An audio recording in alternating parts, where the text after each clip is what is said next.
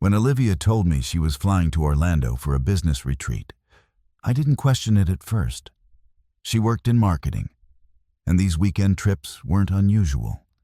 But when I glanced at her phone one morning and saw a message from Caleb, her ex, that read, "Can't wait to see you at the beach again," my stomach tightened. I asked her about it, keeping my tone steady. "You're going to Orlando with him?" She froze for a second before laughing. "Don't start, Nathan. It's just a coincidence. We're part of the same client team." I didn't say anything more.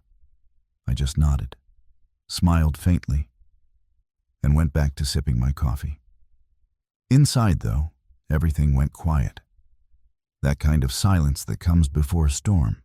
Over the next few days, she acted extra sweet, packing carefully, choosing her outfits, spraying perfume like she was trying to erase her guilt with designer fragrance.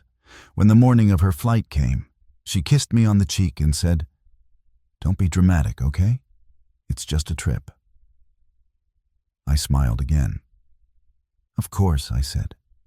"Have fun." That night, I sat in our living room, scrolling through old photos of us. There was a time she couldn't go a day without calling me. Couldn't sleep without my arm around her. But something changed months ago. Distance, hesitation. That secret glow in her eyes when her phone lit up. I kept pretending not to notice because I thought love meant patience. Turns out it also means knowing when to stop waiting. 3 hours later, she posted a story. A sunset over the Orlando shore, 2 glasses of wine, and a man's shadow in the frame. She must have thought she cropped him out well enough. I didn't get angry.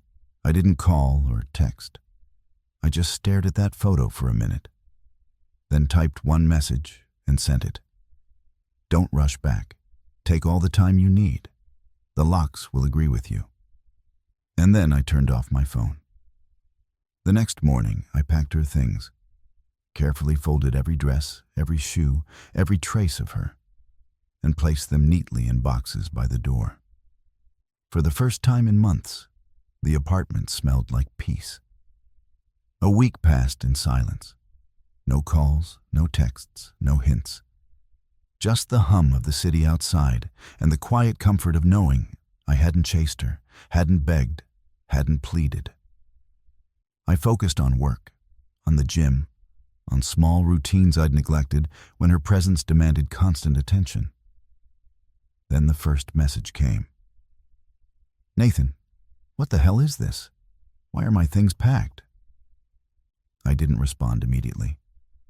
I let it sit for a few hours, watched her panic grow with each unanswered message.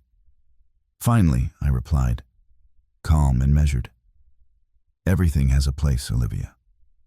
Yours is here until you're ready to take responsibility for your choices." Her reaction was instantaneous. The tone changed from confusion to desperation, then to anger. "You can't do this. I live here. You can't just kick me out. This is insane." I stayed silent. For once, the drama wasn't mine. It was hers. By the 3rd day, she called. I answered once, letting the phone ring in my hand before speaking. "Nathan, this isn't funny. I can't believe you're doing this. I went to Orlando for work. He was there too. Yes, but that doesn't mean anything. You're overreacting." I exhaled slowly. "Olivia, it's not about overreacting. It's about boundaries. It's about honesty. You chose to fly across the country with someone who used to share your bed without telling me. And then you think things are fine." Her voice cracked. "I didn't think it mattered. We've been drifting. You're always working, always tired, always..." "Always what?" I asked softly, my tone deliberate. "Always trusting you, Olivia. Always hoping you'd choose truth over convenience. And instead, you let me see it anyway." I didn't argue. I didn't yell. I just waited. I could hear her swallow on the other end. She had no words. Later that night, She showed up at the apartment, furious, teary, trying to shove her boxes back inside. "This is ridiculous. You're punishing me." I stepped back, calm, quiet. "No, Olivia," I'm responding. "You made your choice. I'm simply following through. Your actions spoke louder than any words you could say." I didn't need to argue because I already knew the truth. Her knees nearly buckled. She looked like she was seeing me, the real me, for the first time in months. Not the guy who begged, who waited, who apologized. Not the guy who overlooked her distance.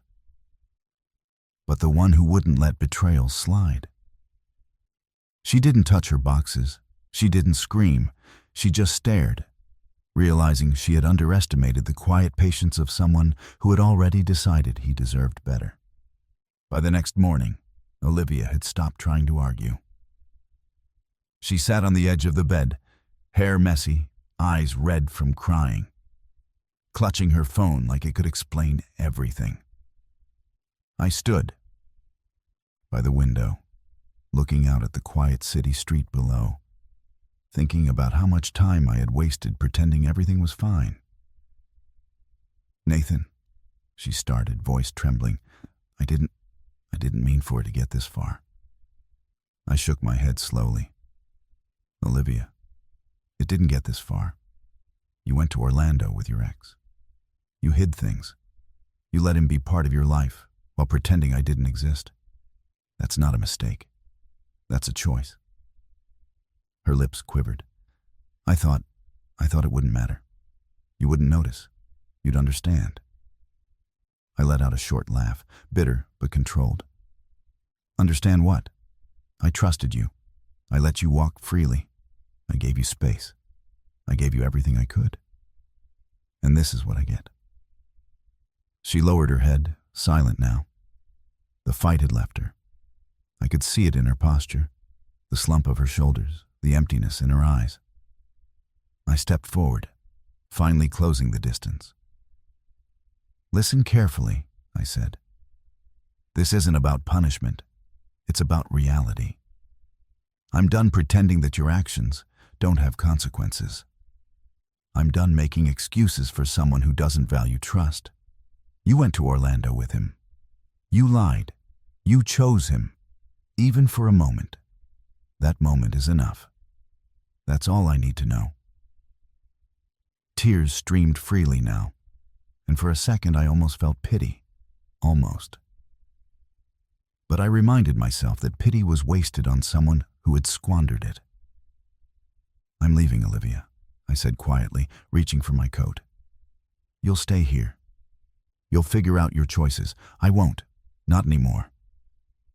She scrambled to her feet, desperation in her eyes. "Nathan, please don't do this. I can fix it. I held up a hand. "No. Fixing it would mean pretending you hadn't already broken it. And I can't do that. Not for you. Not for anyone." I walked out, shutting the door gently behind me. I didn't look back. The sound of the lock clicking was louder than any words could ever be. Days later, she called again, left messages. I didn't respond. And that was the final relief. The silence, the absence, the space to rebuild myself without the weight of her betrayal. Some people think walking away is weakness. I learned it's strength. Some think ignoring the chaos means you don't care. I learned it means you finally do. Olivia lost control, her anger, her excuses, her illusions. And in losing her, I gained something she could never take.